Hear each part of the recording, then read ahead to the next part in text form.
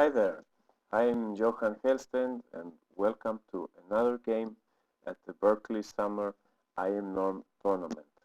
We will have a look at a very fascinating game, a wild game full of attack and tactics. With the white pieces, Angelina Belakovskaya from the United States, and playing black is Annie Wang, also from United States. So, let's have a look at this game. White starts with c4, playing the English, but when black plays e6, she reverts to the Queen's Gambit. Declined. Bishop e7.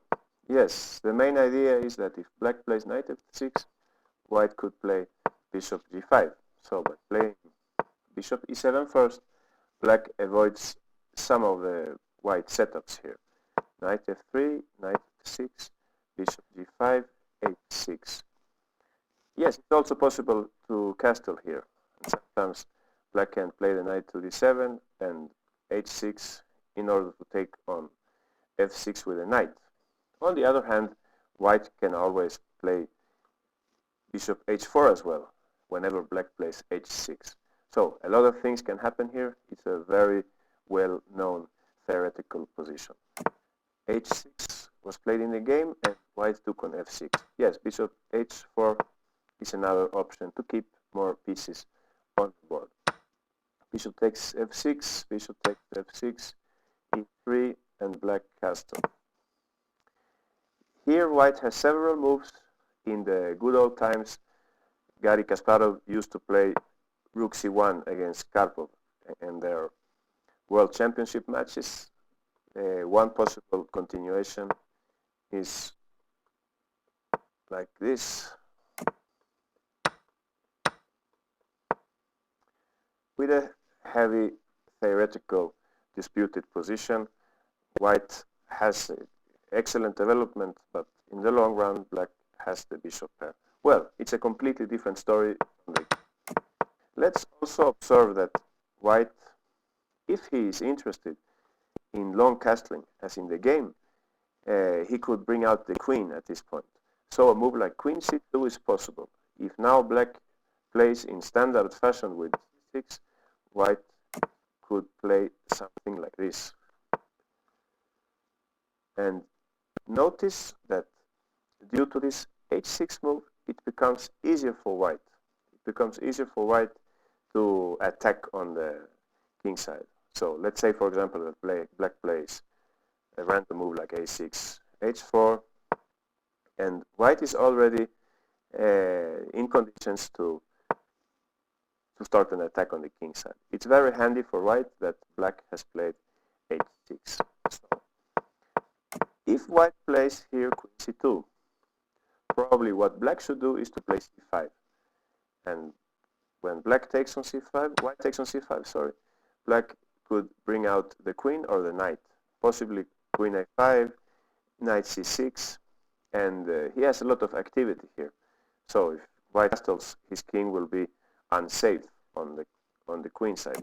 This is no longer a good place for white's king. So it is interesting to understand here, it's important to understand that if white goes for a long castling, black should always consider the move c5. Aha. In the game, white plays c takes d5. It's not seen very often, mainly because black's bishop is now open, the queenside bishop. However, white's idea is to play queen b3 here, attacking the d5 pawn and preparing long castling. So, black played c6. We have to notice here that if c5, white could now take on d5 with a knight, and if black takes on d4, trying to open up the position, white would take on f6 first, take on d4. In this way, white would win a pawn, and there is no evident compensation here for black. So, black replied to queen b3, c6, protecting the pawn, and bishop d3 first, preventing bishop f5. Black played knight e7, and now the fun begins. White castles long. There are different plans, of course, in this structure. White could castle short. The queen should go away from b3, queen c2 maybe, and white could launch the minority attack. But that's a completely different story from the game. In the game, white castles long. Her idea is easy to understand. She will attack the black king by advancing her kingside pawns. Black plays b5. It's a good move. Black should look for counterplay on the queen side where the white king is. Had black played knight b6, white could perhaps play rook g1 so as to prepare g4. If black swaps on f3, I think that still white is better off here. One good plan is to play f4 to gain some space, and if black plays, for example, rook c1, rook c8 here, white should consider this typical plan in this structure. And I think white is a bit better here. There is no real attack for black. The pawn on b7 is now obstructed by the knight. So, in the game, anyone plays b5. It's a much more straightforward move. And white goes for her attack with g4. There follows knight b6. Another idea here, a defensive idea in the style of Tigran Petrosyan, would be bishop h4 to obstruct the h pawn. But in the game, black trusts her own attack. Knight b6. White plays rook dg1 so that the h rook can be used along the h file later on. There came a5 and white played h4. So we have two pair of pawns attacking the enemy king on both sides. Aha. At this moment, black played a4. It's the right pawn because if b4, white would play knight a4, and it's not so easy for black to progress. On the queen side, this knight is very strong. And as I told you, we have this plan of king b1 and possibly rook c1 if necessary. So a4, and white makes the right choice here, queen d1. Queen c2 would be a strategical blunder because black could then play b4 and sacrifice a pawn. You know, in positions with attack on opposite flanks, material is not important.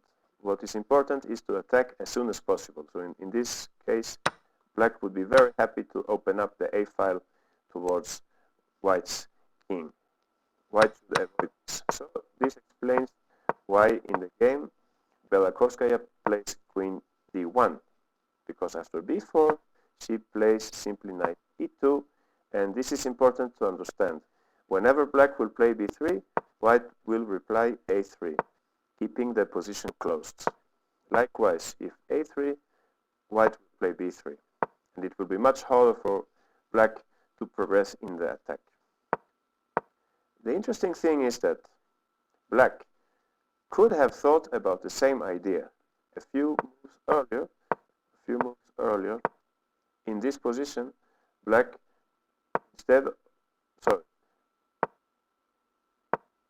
at this moment, black could have thought about playing knight b6, rook g1, and here, instead of a5, it would have been very interesting to play g6. And after h4, bishop 7. If you notice, black is doing exactly the same thing as white. If white plays g5 here, white, after h5, white will not be able to open up the black king side. And in the same way, h5, g5. So this was a very interesting alternative for black. I think perhaps it was the safer option. And then black can continue with his queenside attack. Moves like queen d6, bishop e6, and try to push c4, c5. So, interesting moment here. Black played a5, but she could have considered this prophylactic plan of retreating the bishop to g7. Back to the game. Yeah, queen d1, b4, knight e2, and bishop e7. Yeah, black knows that g5 is in the air, so she retreats the bishop. And here we go, g5. Queen d6, a good move, because the queen is now protecting the h6 pawn. Notice that if h5, black would have to think about g6, or even a move like knight e5. I think this is an interesting option. White is not thinking about taking this pawn. It will just help black's attack. White is thinking about launching an attack on the king side. Now knight h5 is in the air. We could even exchange the move order. Start with knight f4. If g6, white, as you know, in positions with attack on opposite flanks, everything is allowed. So we could play knight takes h5 and knight e5. This is a different move order. White's idea is very simple, to take on h5 and give mate. If bishop g4, white could take the rook so as to keep the powerful knight. Pawn takes, queen takes. And I think that there is no defense here for black. White is threatening queen h5 and also queen f5. And black will not be able to play rook e8 because this pawn would fall. So I think it was a wise choice of Annie Wang to play queen d6. And here white played knight f4. Yeah, this is a tough position to play because you have so many options. I think knight f4 is a good move. But she could also have considered, for example, taking on h6 and double the rooks. This is one simple plan for white. Of course, black would be able to protect the pawn with the bishop, but then also the bishop perhaps would be deflected from the queenside attack. Because it would like to stay on this diagonal in order to give more power to these pawn advances. Another interesting option might be here knight e5. The idea is, apart from preparing knight f4 and queen h5, the idea is also that if black plays knight c4, as in the game, she will lose a pawn. White will then win a pawn.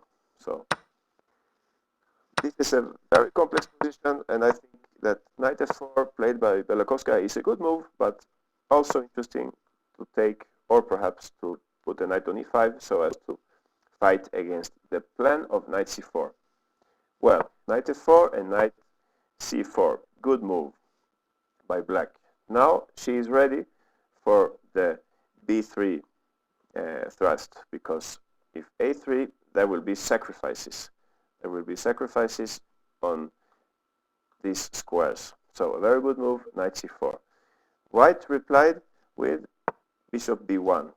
Yeah, this is also a good move because in this way white gets ready to play queen d3, creating a mating threat. Black played b3. Yeah, this is the right move.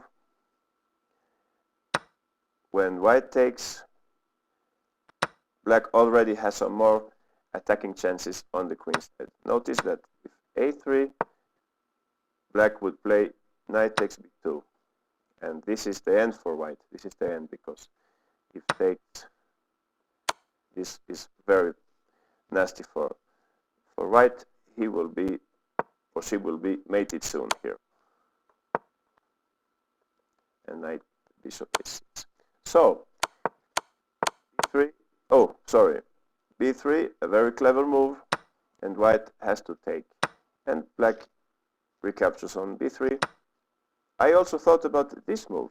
It looked interesting for me. Anyway, white could now take, and the king walks away. Very strong plan. White is not interested in taking this pawn, but will bring the king to the king side. And in this way, it seems that white's problems are probably over. So, much better what Annie Wang played in the game, pawn takes pawn. And now there is queen d3, threatening mate in 1. Black must play g6, and there is g takes h6. Yeah. Now, look at this position. White has a clear threat. She wants to play knight takes g6. This would be decisive. If possible, this sacrifice will be decisive, since after pawn takes, rook takes, white will give mate on h7. So black cannot play, of course, bishop f5 because of the pin along the g file. Thus, this is the right move which Annie Wang plays. Notice the timing. Timing is very important here. When taking on b2, black is threatening the queen with check. So there is no time for knight takes because black will take with check and win the game. So for this reason, white has to take the pawn. And the knight returns to c4. In this way, black can give check on a3 if necessary. Yeah. Now at this moment, white played h5. White continues with the attack. It was not a good idea to take on g6 because black would have this intermediate move. Very important. After the exchange of queens, white's attack would come to an end. There is no mate here. Black has a good square for his king on h8.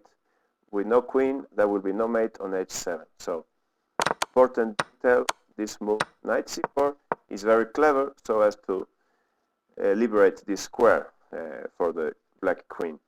So, white plays h5, it's the best move, and here black played rook a1, and this is also the best move because I was thinking about maybe rook a3 to attack the white queen. Ideas like, for example, queen c2, rook takes e3. I was fascinated about this possibility. However, white would sack her queen here by pawn takes pawn. And unfortunately, this will end in mate. This will end in mate because of h7, king g7, knight h5. It should end in a mate, shouldn't it? Let's see again. If rook a3, yeah, I got it wrong. White has to give this check first. Yeah, the move order is important. Now after king h8, white will take on g6, threatening mate in 1. So black has no time for rook takes due to g7 mate. Black would have to take on g6, but then white could play this move. Very interesting. Knight e5. Again, there is a threat of taking on g6, and black would take, for example, and white takes on e5. Yes, very complex stuff, but believe me, black is in trouble here. Black is in trouble due to the problem with this pawn on g6. So if takes, for example, white would take on d6 and take on g6 on the next move. So very interesting. I think that maybe at this moment, Annie, she noticed this line, so she correctly opted for rook a1. Yeah, white plays queen c2. Again, if white takes on g6, black could use this check in order to swap queens, and in this way the white attack is no longer as strong as earlier, because now the king is in some slight trouble. If king c2, black would play bishop f5 and could later on take on g6, and there is a fight going on here. It's not clear that white will achieve anything substantial in her attack. So it's a much better move that Belakovskaya played in the game, queen c2. Now the threat of pawn takes pawn is very strong. Yeah, queen a3 check. Black goes for her attack. It would be interesting to find out what black thought about knight a3. It seems as if in this moment white would play pawn takes, black takes the queen, and unfortunately for white there is no mating idea available here. She could give check on h5, but black would play king h6, and unfortunately it seems that white cannot achieve more than a draw here. The black king is lucky to avoid any trouble. Aha, funny line, I must say. So when black played queen a3, it's a kind of gambling, because had she played knight a3, the game would probably have ended in draw in this way. Yeah, this is what would have happened. But by playing queen a3, black goes for more. Black goes for the full point. So white plays king d1, and there is knight d2 check. Yeah, white plays king e1. It's an excellent idea. We already came across this idea of bringing the king to g2, to a safe place. So unfortunately for black, a move like bishop a6 to limit the white king would fail to this little combination. Rook takes g6, check. If takes, white takes with the queen and gives mate on the next move. Not better is king h8 due to rook g8 check, and again white gives mate. So this explains why in the game anyone plays rook takes b1, sacrificing the exchange, eliminating this strong bishop on b1. Now she doesn't have to worry about a mate on h7 anymore. So queen takes.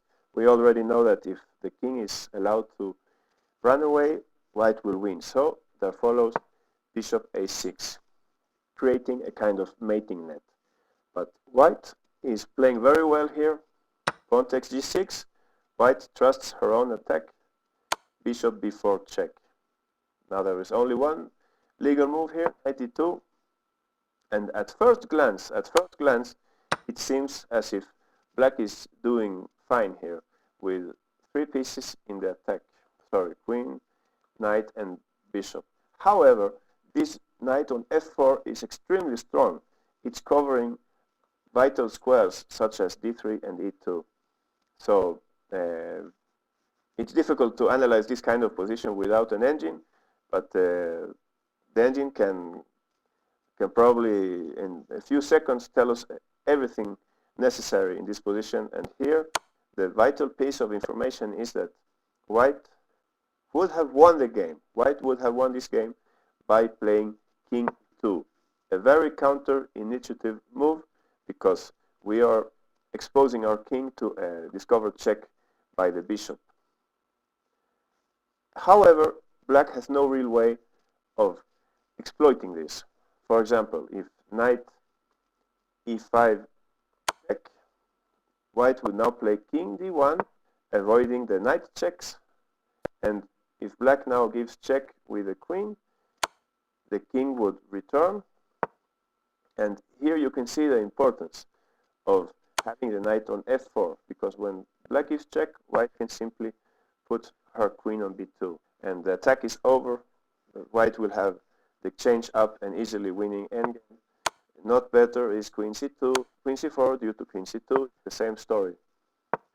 And probably when Belakovskaya had this position, I presume that she discarded king e2 due to knight takes e3, because it looks very scary. However, white would play king f3 here. White would play king f3, and on the next move she could put her king on the g2 square.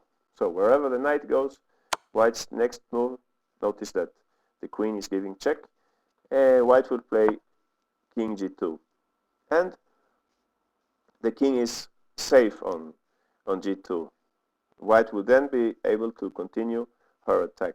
This kind of king maneuver, if you like the game of Baghouse, for example, you might have come across this kind of situation. You simply look for a safe haven for your king, and you don't worry about one or two enemy checks. So, very tough line to visualize with a few minutes on the clock. It's a very human move. king d1 played by Belokowskaja. But as I was saying, this is the surprising winning move. With this game, with this move, white would have won the game. King d1, black gives check on a4. There was king a3, king c1, sorry, queen a3, and king d1. And it's interesting as well to find out whether anyone already noticed this possibility of king e2. Sometimes in time travel we can repeat twice in order to win time on the clock. Perhaps anyone visualized that if queen a4, white would have this king e2 move. So this might explain why she played knight b2 check here. And at this moment, white, as I was saying, white could have played here king c2, and after queen a4, she would of course not take the knight due to rook b8 check, but play king d2, and this was the way to win the game. However, if she didn't see it the first time, probably with even less time on the clock, she wouldn't see it the second time. So after knight b2, white took knight on b2, and this produces a very interesting finish of the game. Black takes the queen. Now h7 check. The king must go to g7, else black will be mated. So king g7, and white unfortunately cannot give mate here. The game saw knight h5, king h6, knight f6, and the king, this is discovered check, and the king simply returned to g7. And here the players agreed to a draw. An extremely interesting game. I think you could analyze this game for hours. Very complex, difficult fight with attack on opposite flanks. Thank you very much and see you next time. Bye bye.